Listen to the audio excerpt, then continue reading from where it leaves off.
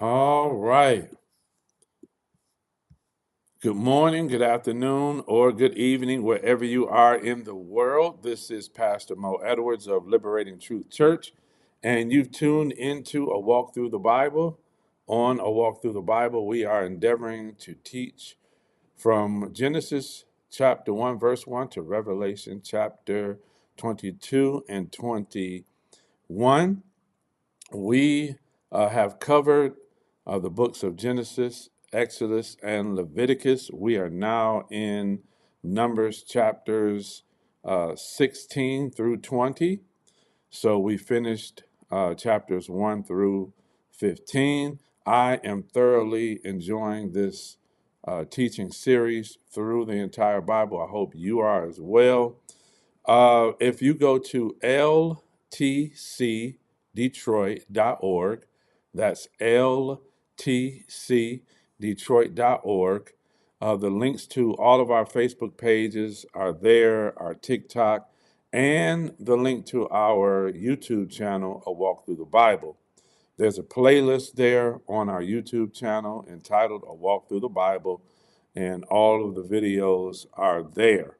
So there's about 30 videos there, I think. The books of Genesis, Exodus, Leviticus is there, and Numbers chapters 1 through 15. And so today, again, we are going through chapter 16 through 20. Please share this. If you're viewing this as an archive, you can share it. Let people know that this teaching is online. We do about 5 chapters a day, Monday through Friday around 9 or 10 a.m. I try to stick to 10 a.m., but have a lot of different things going on. So I usually post if we're going to do it at 10 or 11. But we are studying this series Monday through Friday. Every morning we do 5 chapters. So you can read chapters 21 through 25 or 26, whatever covers 5 chapters. And that's what we'll be doing tomorrow morning. But again, today we are in chapters 16 through 20. And in chapter 16, we're going to cover Korah and his company rise up against Moses and Aaron.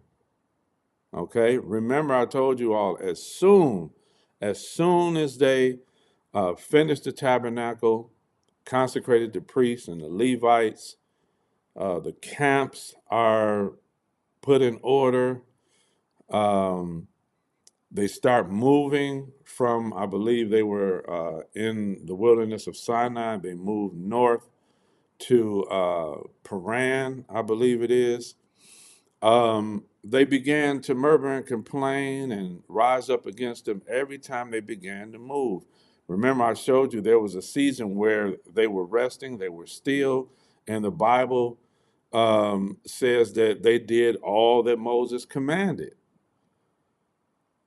Okay, the instructions that they gave them about the tabernacle and consecrating the Levites and the priests and different things, performing certain offerings, they did what the Lord commanded. But as soon as they began to move towards the land of Canaan, they began to murmur, talk about going back to Egypt.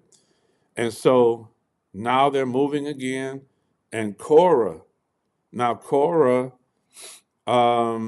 is the son of Kohath.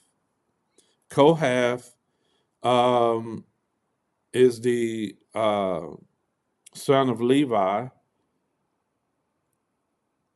um, that uh, is to take care of the sanctuary. The son of Levi, or the son of I believe the son of, he's definitely a Levi. I got to go back in the notes. That's something you guys can go back. I know Korah is the son of Kohath, and the Kohathites cared for the things of the sanctuary. The priests covered the sanctuary furniture before they came in, and they carried away and set up the sanctuary furniture. And so Korah and Korah, who is a Levite, and some others. Now, Dathan, and Abiram are from the tribe of Reuben. Okay, and you're going to see how they're going to get themselves in trouble by offering incense, and they're not a Levite or a priest. Okay, so Korah, this is the sin or manner of Korah. They're going to take a company of people and rise up against Moses and Aaron. Moses sets a challenge to see just who was actually chosen. Okay, Korah and his company are swallowed up in the pit, and this is the first time we see the term Sheol. Okay, the underworld, they call it, of the wicked. We'll talk about that. Fire from the Lord consumed 250 men that offer incense, and their censers are taken and they are made into a cover for the altar of incense. The people murmur, so God kills 14,700 of them with a plague, and then Aaron offers incense and stops the plague. So in verse 1 of chapter 16, it says, Now Korah, the son of Ishar, the son of Kohath, the son of Levi, and Dathan and Abiram, the sons of Eliab, and On, the son of Peleth, sons of Reuben, took men. Okay, so you got Levites and Reubenites who have gathered together and took men. And in verse 2 it says, And they rose up before Moses and certain of the children of Israel, 250 princes of the assembly, famous in the congregation, men of renown. So you got to pay attention to something now. They already saw Aaron and Miriam challenge Moses. And you see what happened to Miriam. She was turned into a leper. So now they're challenging Moses and Aaron. They feel like they can challenge them now. Okay, and watch what they say in verse 3. And they gathered themselves together against Moses and Aaron and said, Ye take too much upon you. In other words, you doing too much. You know how we say that today. You doing too much. And all the congregation are holy. So in other words, we're all holy. The whole congregation is holy. You're not the only ones that are set apart. They said every one of them. As much as they sin and murmur, you're going to say every one of them are holy? Okay. And the Lord is among them all. Wherefore then ye lift yourselves up above the congregation of the Lord, as if Moses and Aaron lift themselves up. No, God made and called Moses to be his prophet, and to call his brother Aaron to speak for him, and call Aaron to be the high priest and his sons to be the high priest. They didn't lift themselves up. God lifted them up and put them where they were. So Moses said, okay, let's see who the chosen are. Let's see, let's let God decide and reveal who the chosen are. So he said, he spake unto Korah and unto all his company, saying, Even tomorrow the Lord will show who are his and who is holy and who is set apart. Okay? God is going to show us. Look, we ain't got to argue about it. Say less, my brother. We're gonna let God decide this. And will cause him to come near unto him, even whom he hath chosen, will he cause to come near unto him. Because you can't come near unto him in the sanctuary, in the tabernacle, if you're not holy, set apart, and chosen. He said, Do this. Take you censers, Korah, and your company, put fire therein, and put incense in them before the Lord tomorrow. Because remember, only the priest, the Levites, could offer on the altar of incense. If you weren't set apart, if you weren't holy, then you couldn't offer, and God would deal with you if you tried to. Death would be your sentence. So Moses is saying we'll see who's holy and who ain't. Go get you some censers and let's go offer incense and see what God's response is. It shall be that the man whom the Lord doth choose, he shall be holy. He said, "You take too much upon you, ye sons of Levi." So Moses is saying, "No, we ain't doing too much. You doing too much because you're lifting yourself up. We didn't have to lift ourselves up. God called us, right? God didn't call you. Did he speak to you personally? No. This is the second year. We're going into the second year of being delivered from Egypt, and now all of a sudden you say you holy and you called. So what? Who were you in the last year?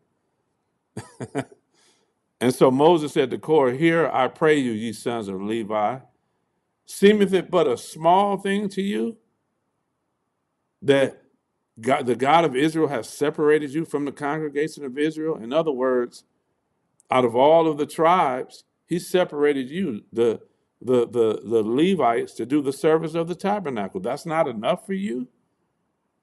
In verse 10, he says, "Seek ye the priesthood also." So you want to be a priest too. Being a Levite and serving in the tabernacle. Okay, I see it. Because you got to serve us, because we're over you. You got a problem with that. You want to be in our place. You want to be a priest. You don't want to be a Levite and be special.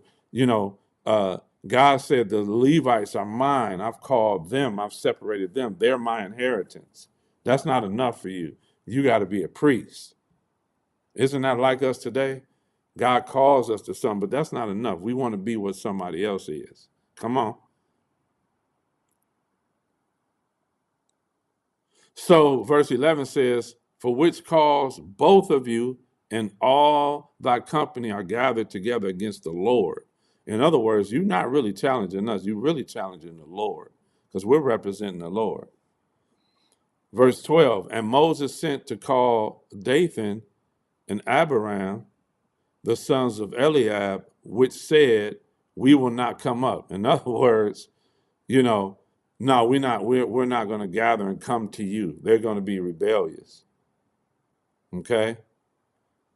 Is it a small thing that thou hast brought us up out of a land that floweth with milk and honey to kill us in the wilderness? This is what Dathan and Abiram is saying. So they're basically saying, you have done us no good since we've been out. We've been suffering since we've been out here. So no, we're not coming to you. Okay? And in the latter part of verse 14, it says, we will not come up. In other words, no, we're not going to come and talk with you. We're not going to come and assemble. So they're going to be rebellious. And verse 15 says, "And Moses was wroth. He was angry and said unto the Lord, Respect not thou their offering. I have not taken an ass from them, neither have I hurt one of them." So in other words, now these two, Dathan and Abiram, can't even atone for themselves now. They can't even give an offering to atone for these sins that they're committing right now. He said, "Lord, don't even respect their offering no more." So now you can't even atone for what you're doing. You're doomed now. And Moses said unto Korah, "Be thou and all thy company before the Lord, thou and they and Aaron tomorrow, and take every man his censer, put incense in them, and bring them to the Lord." So in other words, come on in here, bring the censers, and we're going to see who's holy, because God is sure going to let us know who was supposed to be doing this and who ain't. If you ain't holy and separated to be a priest and do this office, you're going to pay for lighting these censers. So let's see what happened. And so verse 19 says, "And Korah gathered all the congregation against him at the door of the tabernacle of the congregation. And the glory of the Lord appeared unto the congregation." So now God shows up like, okay, let's see what's going on. Verse 21. Okay, so now let's see who's holy. No, verse 20. And the Lord spake unto Moses and Aaron, separate yourselves from among this congregation that I may consume them in a moment. So now we see who's holy, huh? Moses and Aaron is holy. They're set apart as prophet and priest. But obviously, you're not Korah in your company because God is getting ready to consume you, homies. And they fell upon their faces and said, O God, the God of the spirits of all flesh, shall one man sin, and will thou be angry with the whole congregation? Okay. And the Lord spake unto Moses, saying, verse 23, speak unto the congregation, saying, get up from about the tabernacle of Korah, Dathan, and Abiram. So in other words, the rest of y'all, get on up out of here, because it's about to go down. Okay? And Moses rose up and went unto Dathan and Abiram, and the elders of Israel followed him. And he spake unto the congregation, saying, depart, I pray you, from the tents of these wicked men. Get away from them, and touch nothing of theirs, lest ye be consumed in all their sins. In other words, it's about to go down. God is about to show who's holy, and y'all don't need to be around right now. Don't be attached to them. Don't touch nothing of theirs. Get away from them. So they got up from the tabernacle or the gathering of Korah, Dathan, and Abiram on every side. They got away from him. And then Moses says in verse 28, hereby ye shall know that the Lord has sent me to do these works, not you. I'm the man. And so he says, watch this, if these men die the common death of all men, in other words, if they just die the natural way men die, or if they are visited after the visitation, or if something happens to them like it happens to anybody else, a heart attack or, an illness, something that happens to any other person, if that happens to them and they die that way, then the Lord has not sent me. But he said, if God does a new thing and the earth open up and swallow them up. See, this has never happened before. Nobody's ever died this way. With all that appertain unto them and everything that that they own, that they have, that's connected to them, go down in the pit. If this happens, now it says, and they go down quick into the pit. Write this down.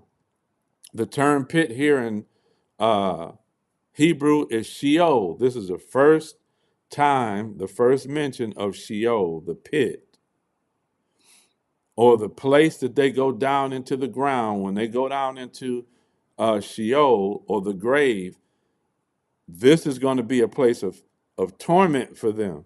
This is the place where the wicked go. And we're going to learn later on in Scripture about the two sides that Jesus talked about, the side of Abraham's bosom and the other side that was a place of torment. Okay, so this is Sheol that they're going down in. All right?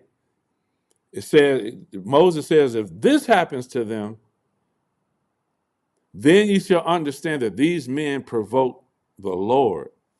They're liars. They've risen up against us who are holy, and they're not holy. Now, watch what happens. Verse 31, it says, and it came to pass, as he made an end of speaking all these words, that the ground clave asunder that was under them, and the earth opened her mouth. And later on, we're going to learn that hell, or the grave, has enlarged himself or herself to receive the wicked. And now you see the first time the wicked are consumed by the earth, and they go down into the pit. Okay, so the earth swallowed them up and their houses. Some call this an earthquake that happened, but they are swallowed up in the ground. Everything that pertained to them, and all their goods went down in it too.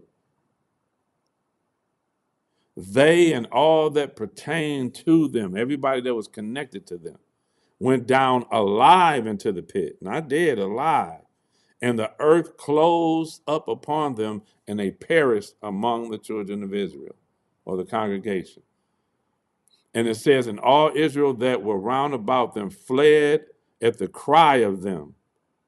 For they said, lest the earth swallow us up also. Now you would think after the 10 plagues in Egypt and things like this, that these people would straighten up, but not so. Because sin will consume you to the point where you can't do right. When you've gone too far into sin, you can't help but sin. They're going to continue to murmur and continue to sin. You'll see. And there came out a fire from the Lord and consumed the 250 men that offer incense. What I tell you, they were not holy and set apart to offer incense. Only the priests, the Levites. Now, you see what happened to him, right? He consumed them with fire. They offered fire, they're consumed with fire because you weren't holy. You weren't set apart for this, only us. So now God has shown who's holy. Verse 36, and the Lord spake unto Moses, saying, speak unto Eleazar, the son of Aaron the priest, that he take up the censers out of the burning, and scatter thou the fire yonder, for they are hallowed. And he said, take the censers of the sinners. This is the first time we see God talking about sinners. Well, it was one time before, but he's talking about sinners. These were sinners that were killed. All right. And he said, make plates out of the censers that they had for a covering for the altar of incense. So now he's saying after this happened, we need to make a cover for it. And he said it should be a sign unto the children of Israel that not everybody can come to this altar. So they made a covering for it. Okay. Verse 40 says it is to be a memorial unto the children of Israel that no stranger, which is not of the seed of Aaron. So there was a stranger, a foreigner, who was not of the seed of Israel at all. They were Gentiles, other nations. And then here it speaks of a stranger within the children of Israel. In other words, you're a stranger to the things of the sanctuary if you're one of the other tribes. If you're not of the seed of Aaron, you don't come near the altar of incense. Come on now. So it doesn't matter that you're an Israelite, you're still a stranger to the priesthood. You're a foreigner to the priesthood. You can't touch it. You can't touch nothing of the holy things. Okay? Verse 41. But on the morrow, all the congregation of the children of Israel murmured against Moses and Aaron, saying, ye have killed the people of the Lord. As you can see, sin won't allow people to think rationally or use common sense. You just saw Korah and his company swallowed up by the earth.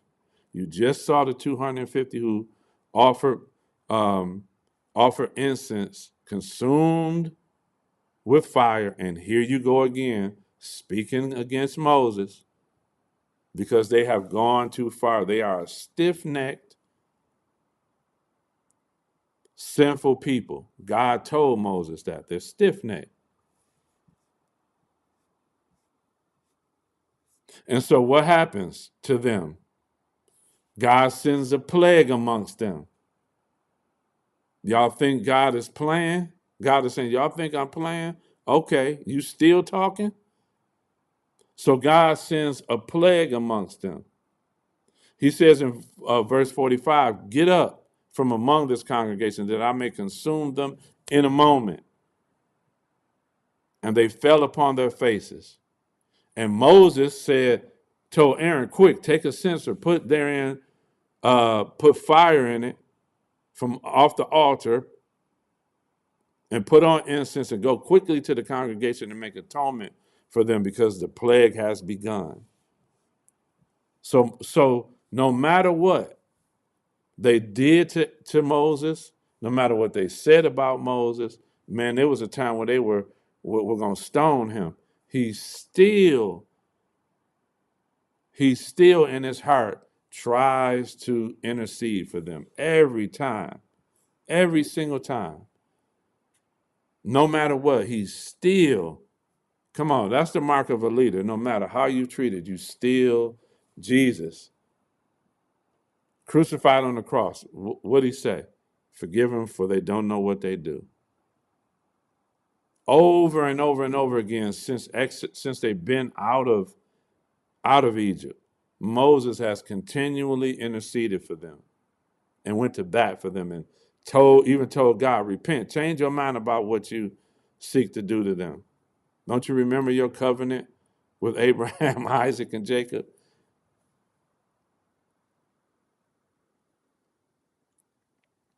Verse 48 says, and he stood between the dead and the living, because some of them are already dead. But he stood between the dead and the living, and the plague stayed. Now, they that died in the plague were 14,700 people, beside the people that died in the matter or sin of Korah. So just on this one day, probably,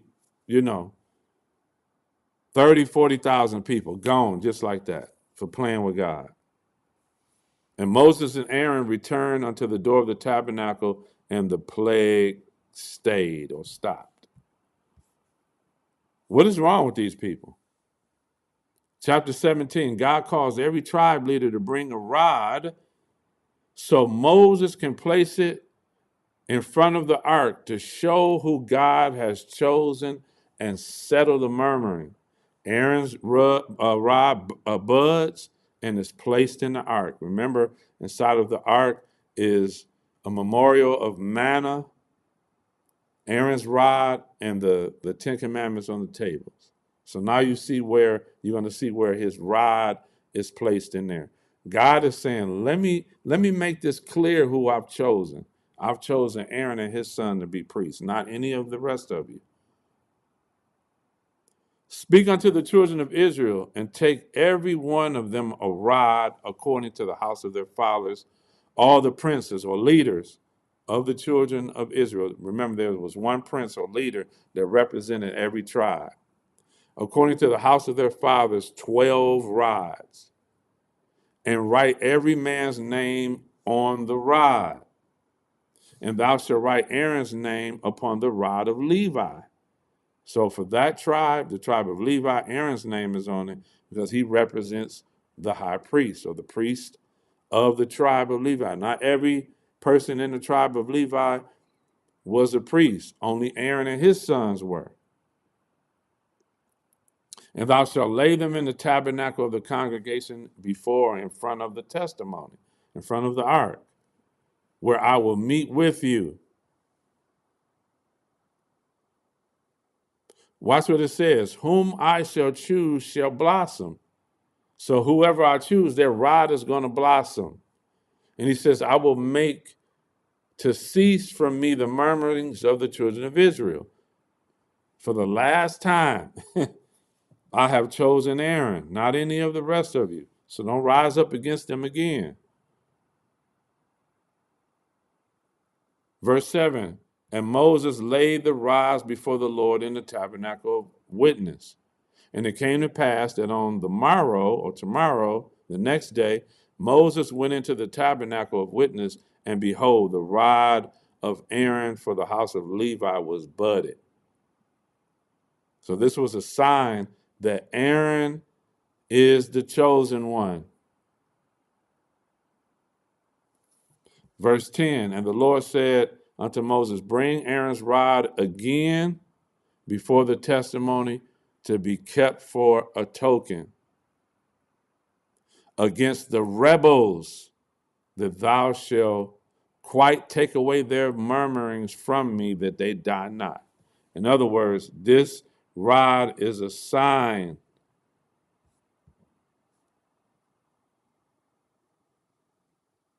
that I have chosen him. Let the murmuring cease. Okay? All right.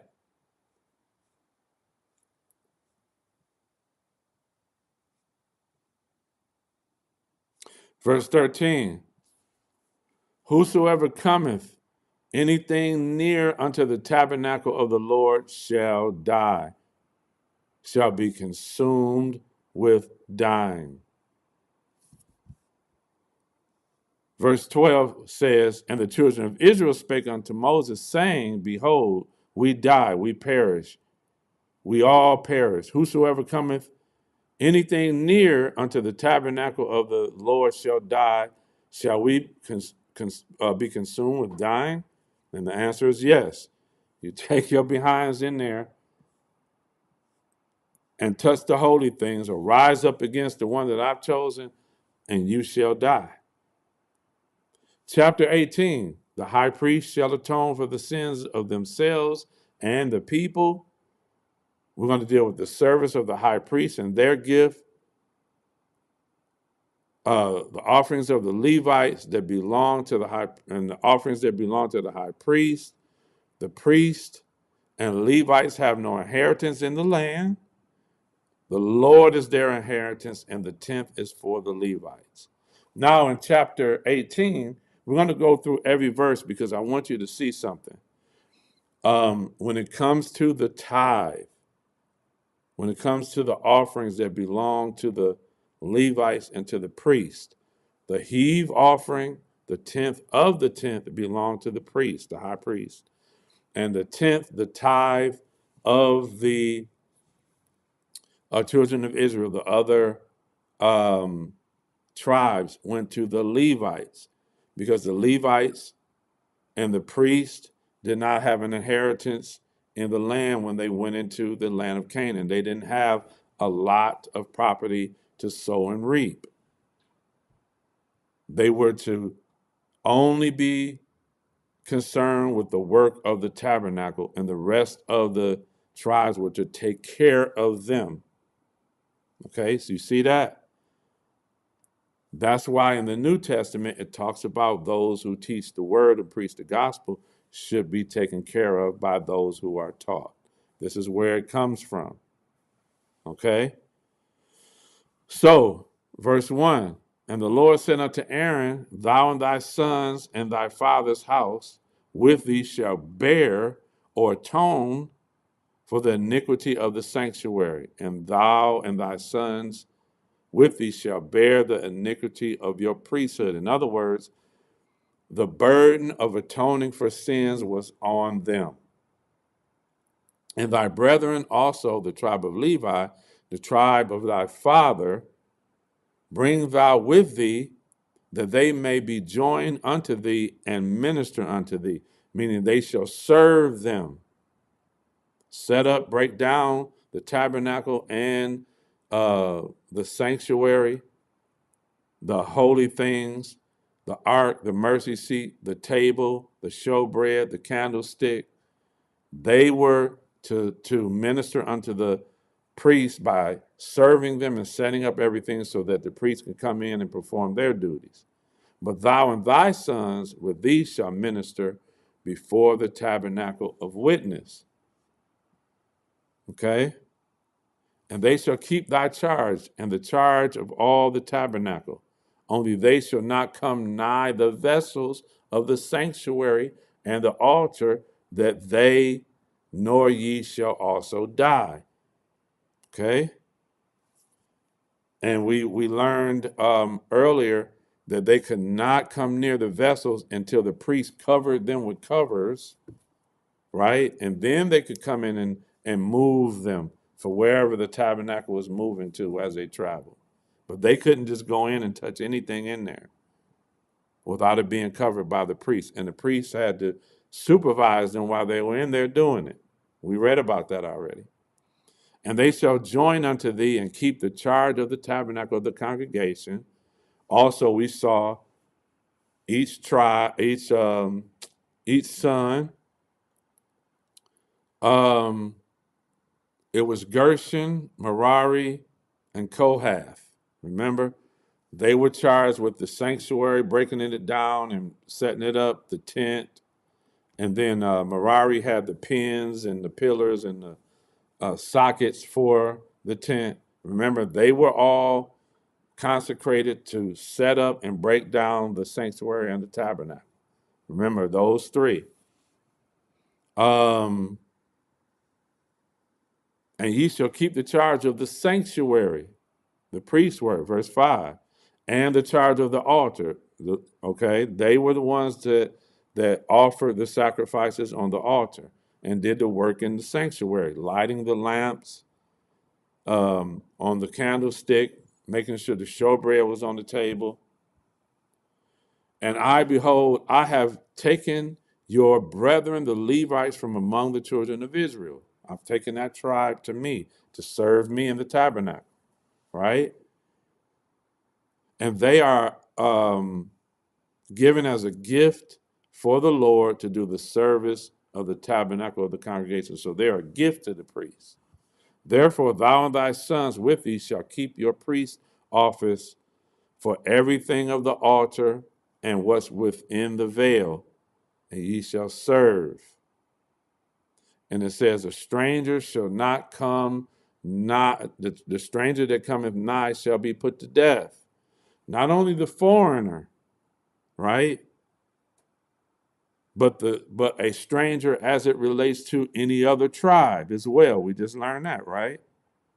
So a stranger can be someone from another nation, or when it comes to the work of the tabernacle and the sanctuary, a tribe that wasn't the tribe of Levi was considered a stranger as well, pertaining to this.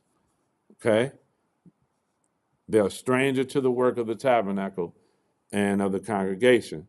So a Reubenite, as you saw, didn't have no business in there, or a Gadite, or Naphtali, any of them. Simeon.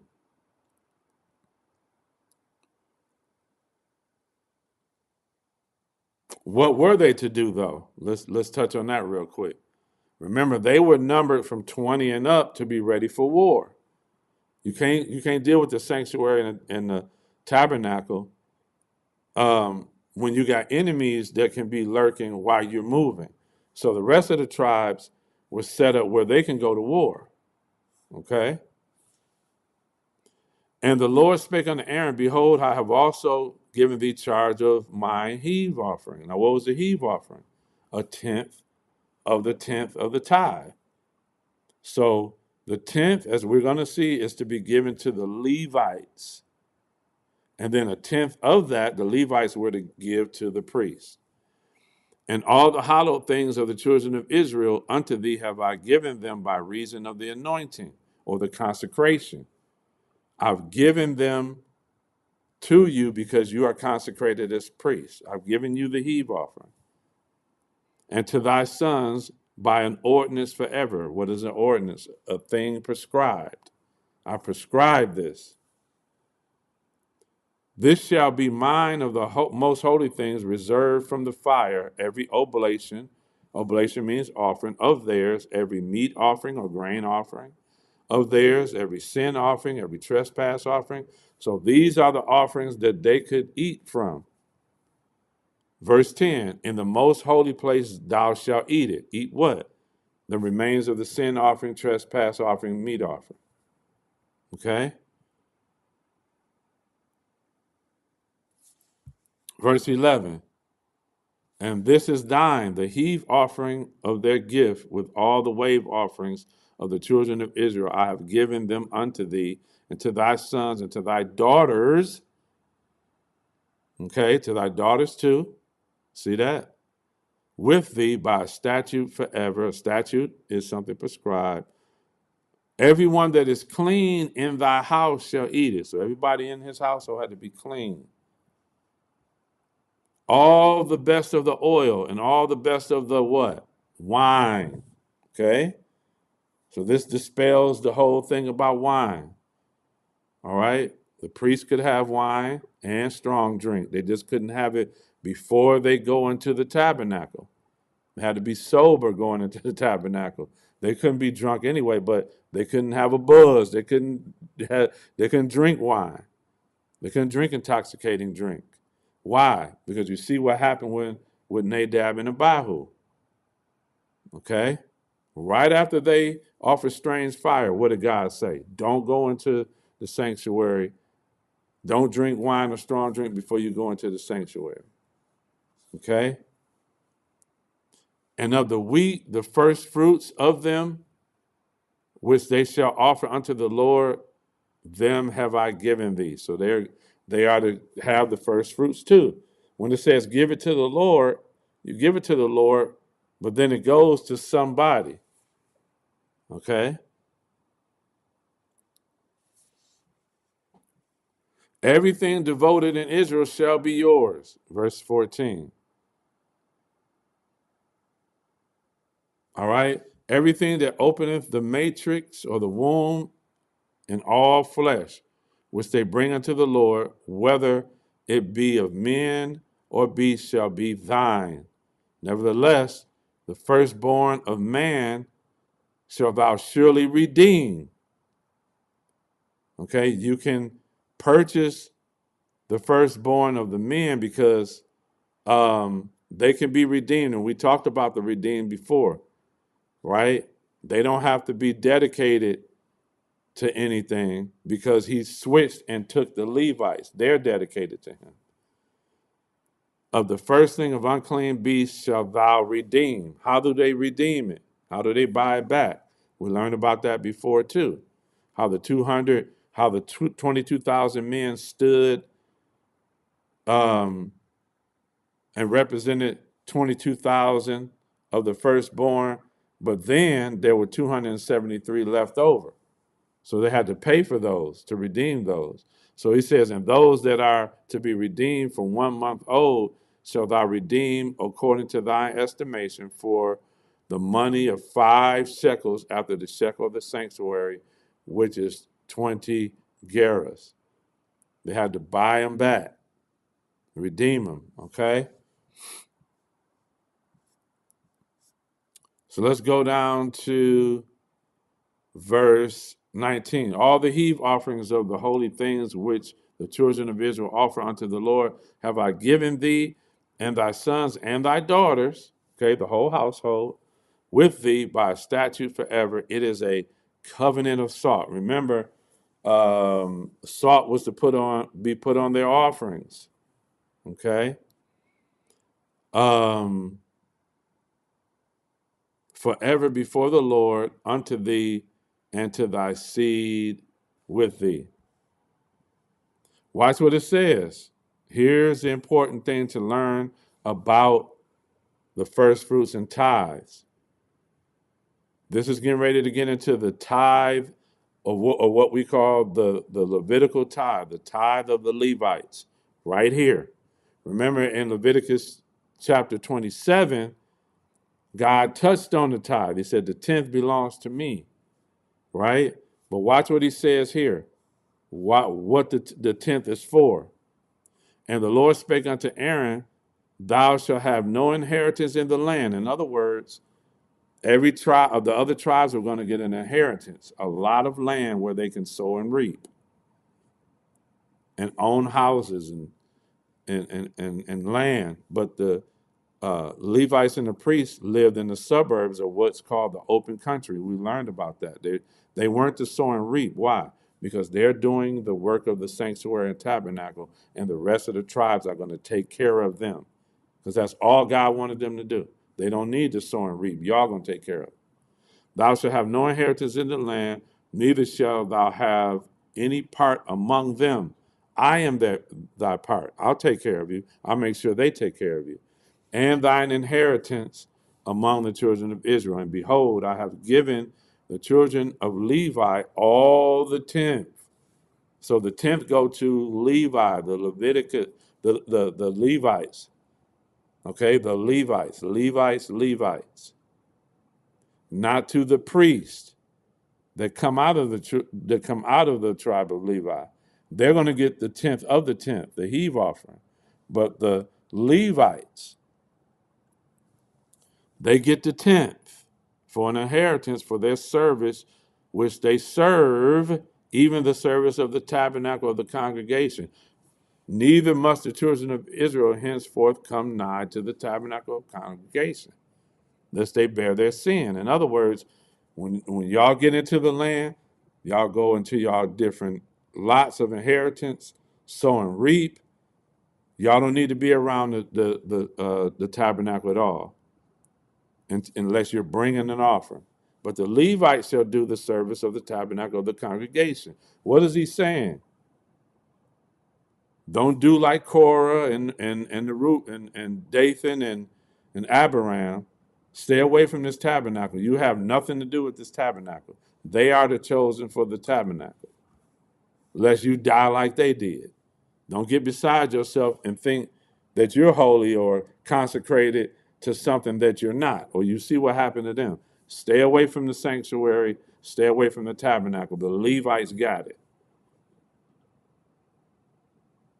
It shall be a statute forever throughout your generations that among the children of Israel they have no inheritance. Watch this.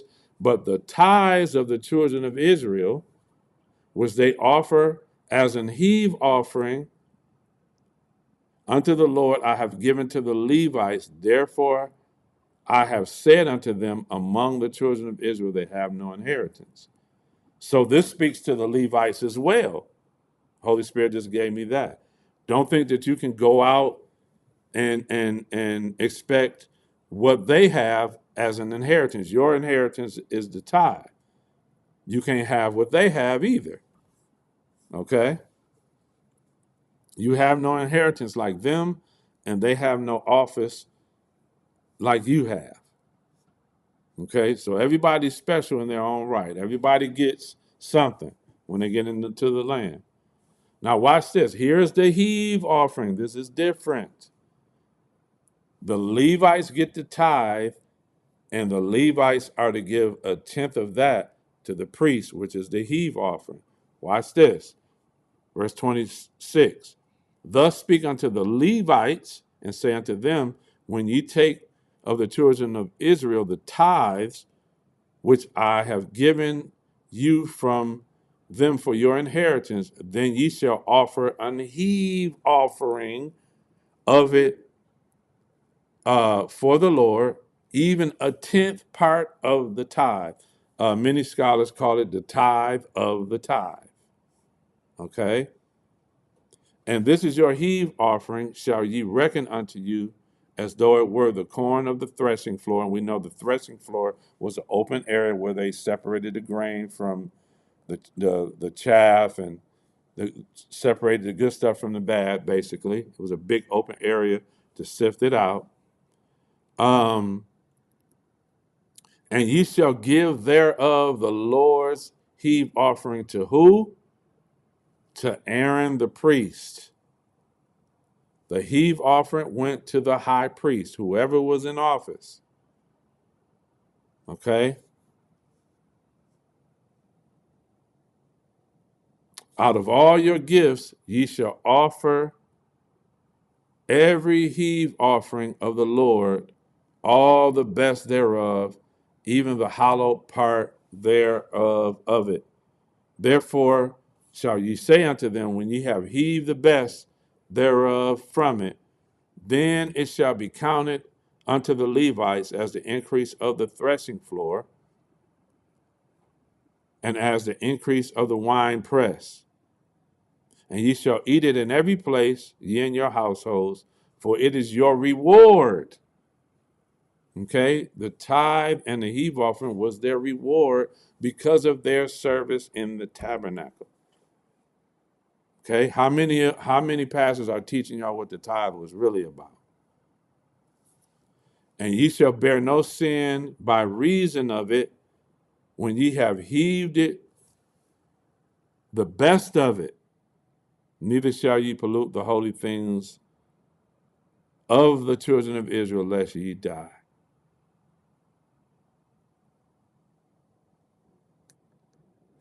All right. Now we're going to go into chapter 19. Chapter 19, where we're going to deal with the red heifer. I know many of you have heard about it, but do you really know what the red heifer was used about? It is a female cow that hasn't birthed a calf yet. In other words, it's a virgin cow. They are to sacrifice it outside the camp and put the ashes of it in water, and that water is called the water of separation to purify them from sin. The purification of the unclean. All right? And I'm going to teach later on, I don't know when, but I'm going to teach about the water and the blood. The water and blood in the Old Testament was used to cleanse people from sin. So we can better understand in the New Testament what baptism was all about, the baptism of John and going forward. There's more to it than what people teach who haven't studied the Old Testament and understand what water of purifying is. Remember, in the New Testament, in the Gospels, they confronted John. Why is Jesus baptizing? It was the matter of purifying. They understood what was going on. Even though this baptism was a little different, it was the baptism unto repentance, but still was connected to what? Remission of sins. Come on. That's why we got to teach the whole Bible. Okay? All right. And the Lord spake unto Moses and unto Aaron, saying, This is the ordinance of the law which the Lord had commanded, saying, Speak unto the children of Israel that they bring thee a red heifer without spot. Now, what is a red heifer again? A female cow that has not birthed a calf, a virgin female cow, wherein is no blemish, and upon which never came yoke. Okay, so they haven't birthed a calf. And ye shall give her unto Eleazar the priest, Aaron's son, that he may bring her outside the camp. And one shall slay her before his face. So he should take her outside the camp, and then another person is going to sacrifice or kill this cow. Remember, sacrifice means to kill or slay. And Eleazar the priest shall take of her blood with his finger and sprinkle it directly before the tabernacle of the congregation 7 times. And one shall burn the heifer in his sight, her skin and her flesh and her blood and her dung shall he burn. And the priest shall take cedar wood and hyssop and scarlet and cast it into the midst of the burning of the heifer. Then the priest shall wash his clothes, and he shall bathe his flesh in water. And afterwards he shall come into the camp, and the priest shall be unclean until the evening. And he that burneth her shall wash his clothes in water, and bathe his flesh in water. And he shall be unclean until the evening, ceremonially unclean, right? Because he's washed his clothes and his body, but ceremonially he's still unclean. He's not declared clean until the evening. And a man that is clean shall gather up the ashes. So a man that is clean, because they're unclean until the evening, right? So another man that is clean shall take the ashes and lay them up outside the camp in a clean place, and it shall be kept for the congregation of the children of Israel for a water of separation. It is a purification for what? For sin. And he that gathereth the ashes of the heifer shall wash his clothes and be unclean until the evening. And it shall be unto the children of Israel and unto the stranger that sojourneth or take a short visit with them for a statute forever. And he that touches the dead body of any man shall be unclean 7 days. He shall purify himself with it on the third day. So he shall purify himself with what? The water of separation. And on the seventh day he shall be clean. But if he purify not himself the third day, then the seventh day he shall not be clean. Whosoever touches the dead body of a man that is dead, and purifieth not himself, defileth the tabernacle of the Lord, and that soul shall be cut off from Israel, because the water of separation was not sprinkled upon him. So notice this water is to be sprinkled. They're not supposed to be submerged in it. It's supposed to be sprinkled on them. He shall be unclean with uncleanness is yet upon him. This is the law. When a man when a man dieth in a tent, all that come into the tent and all that is in the tent shall be unclean 7 days. Okay.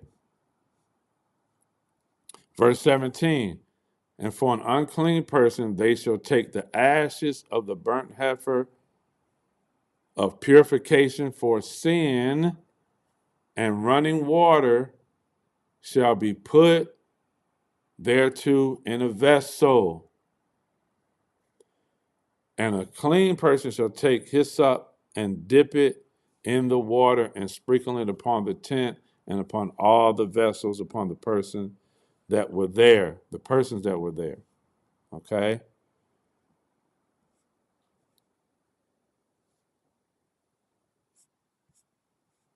And so that is, you can read the rest of it, it's just a few verses. That was the law of the red heifer, the water of separation. Sprinkling it on people was the purification from sin. Okay?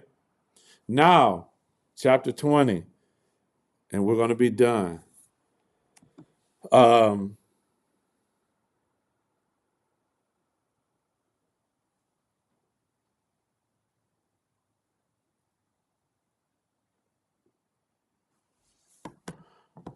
This one is deep, y'all. The death of Miriam, they have no water where they're headed. They're headed to the desert or wilderness of Zin, Z-I-N. So they have no water on their way, and they attack Moses again after seeing everything that God did to the rebellious, sinful people. Swallowed up into the earth, into Sheol. Fire came down and burnt about 14,000 of them. And they rise up against him again. Moses strikes the rock instead of speaking to it.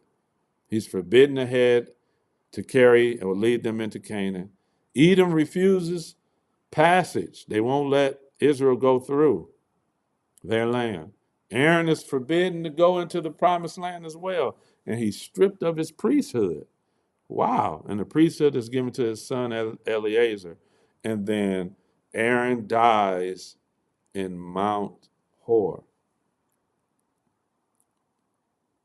Then came the children of Israel, even the whole congregation, into the desert of Zin in the first month, and the people abode in Kadesh, and Miriam died there and was buried.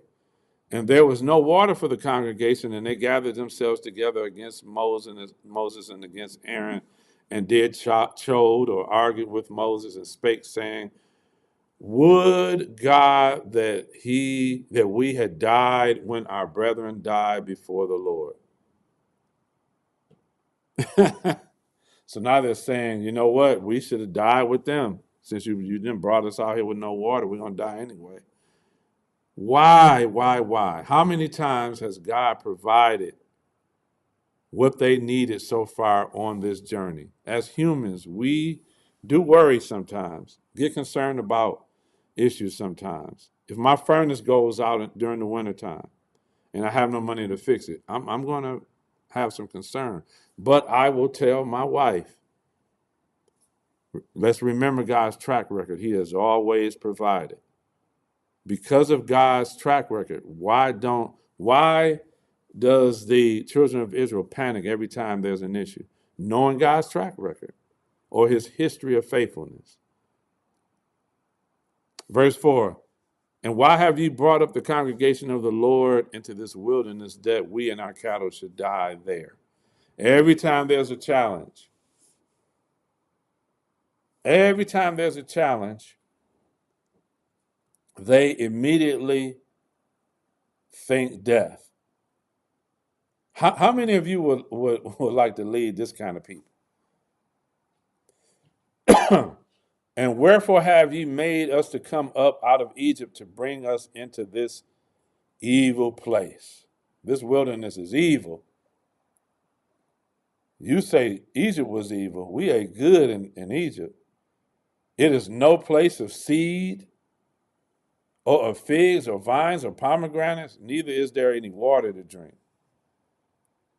God has moved them from wilderness to test them.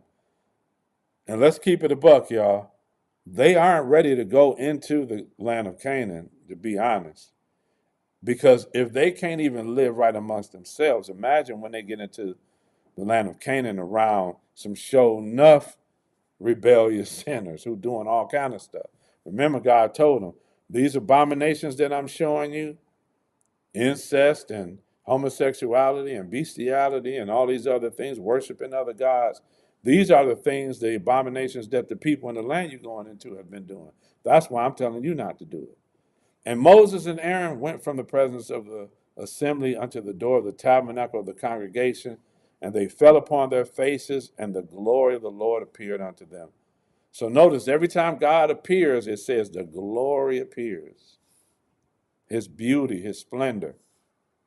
And the Lord spake unto Moses, saying, take the rod and gather thou the assembly together, thou and Aaron thy brother, and speak ye unto the rock before their eyes, and it shall give forth his water, or the water that's in it, and everybody is going to drink. Now remember, the first time they needed water, God had Moses do what? Strike the rock. But now he's saying, speak to the rock. You got your rod with you, but I want you to speak to it. It's almost like he's testing them, y'all. This just came to me by the Holy Spirit. It's like he's testing them. I'm going to give you the rod, but I'm going to tell you to speak to it and see if you speak to it or if you strike it. My Lord, God gives us options. He gives us options.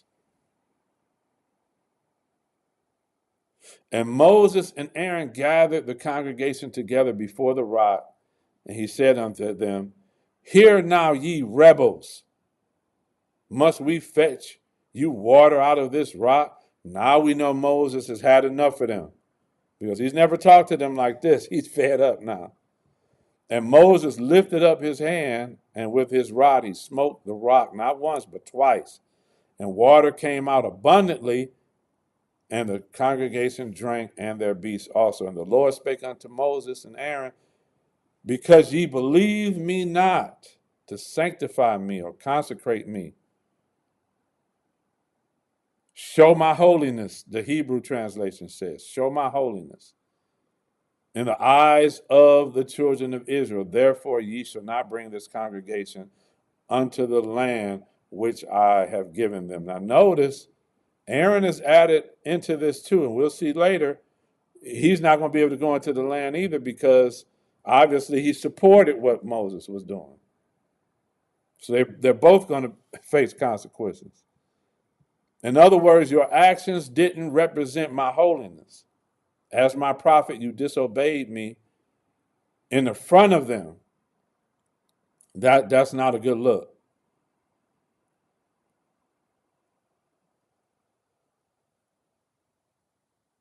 So your ministry ends here, brother. Leadership ain't for the weak, y'all. Not to say Moses was weak. He went through a lot with them. But patience and long suffering and endurance has to be the character of the leader. Because the people are going to make you mad and get on your nerves and test you and threaten you and provoke you and tempt you.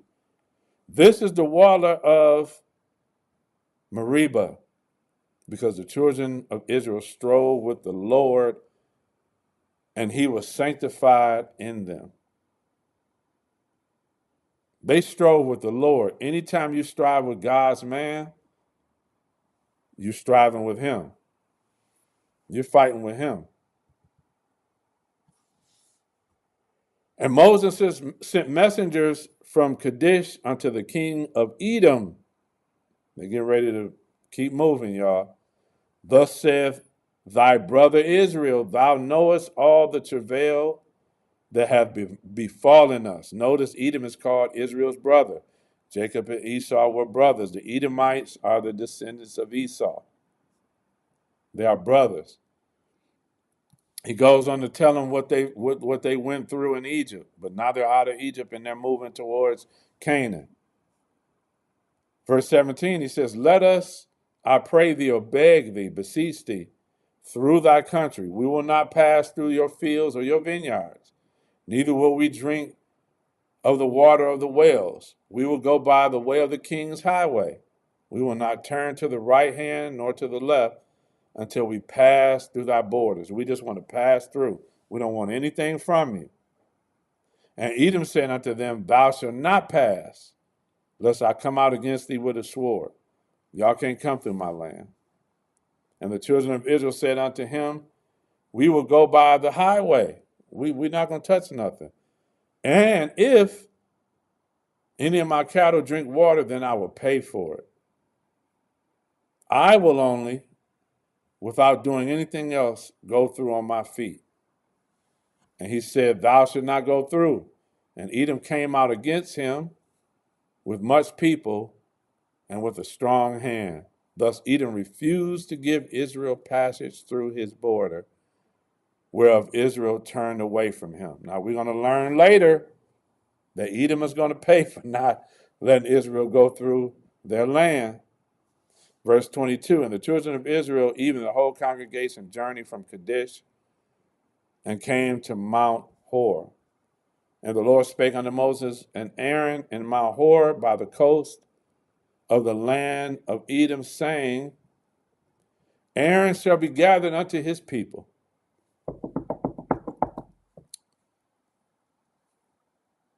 How would you handle knowing God is getting ready to take you up out of here? For he shall not enter into the land which I have given unto the children of Israel, because he rebelled against my word at the water of Meribah.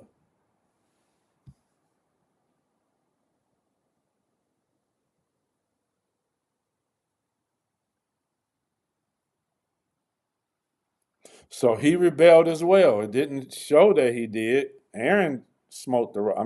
Moses smote the rock twice. It didn't say Aaron did anything, but he had to be supporting what Moses was doing. It says what does it say? Because ye rebelled against my word at the water of Meribah. So let me rephrase that. I think I said it wrong. Because Moses, he said, watch what it says. And the Lord spake unto Moses and Aaron in Mount Hor by the coast of the land of Edom, saying, Aaron shall be gathered unto his people, for he shall not enter into the land which I have given unto the children of Israel, because ye. So either he's speaking to Moses or Aaron, right? Either he's saying because you rebelled against my word, or Aaron did, or both of y'all. But I believe he's speaking to Moses and saying because you rebelled, he's going to face consequences too. And this is the end of his priesthood right here. And his garments are going to be passed to his son. Now we can take it either way. We can say he's speaking of Moses rebelled, because who rebelled? Moses is the one that was given the word to speak to the rock, and he smote it, right? But Aaron is going to face the consequences. Notice Miriam died as well in this chapter. What is this saying?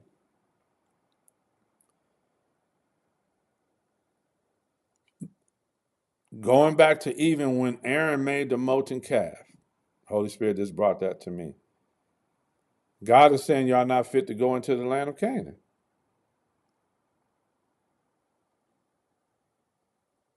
Wow.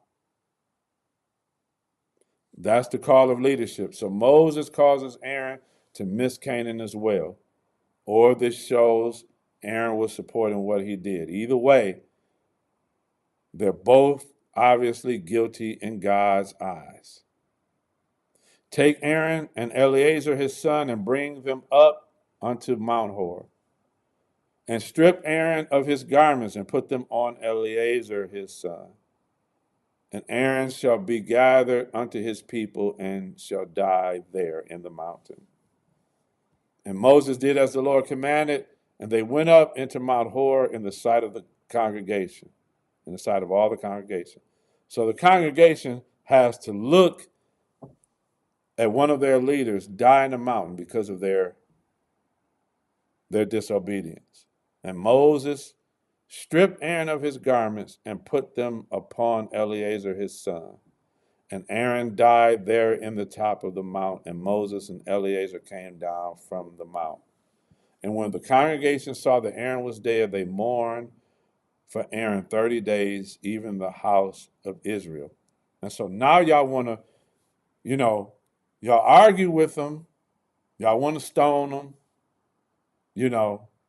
when you're mad. But now that he's gone, you want to mourn over him. Going through the entire Bible, especially going through this book, and Leviticus and this book. This book here is really, really dealing with the leadership of Israel, I'm seeing. And order. Notice in Exodus and Leviticus, they were given the law. We know in Leviticus they finished the tabernacle, right? But then in Numbers, it's as if God is setting order. He's setting order, setting up the men of war, setting up the Levites, the priests, letting the children of Israel know who is holy, who has been set apart, so they have no mistake. Doing this in front of them is showing them that he's serious about the obedience of his leaders. My Lord, my Lord, my Lord. I'm going to make a post on Facebook about the decision Moses had to make. He had a rod in his hand and his mouth.